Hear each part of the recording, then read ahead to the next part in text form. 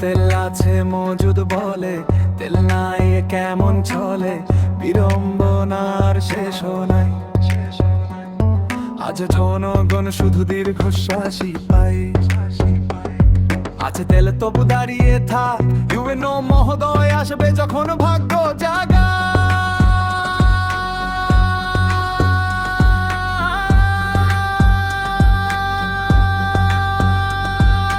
Line ধরে ঘন্টার পর ঘন্টা যায়, শেষমেশ সিন্ডিকেটই জয়ী হয়।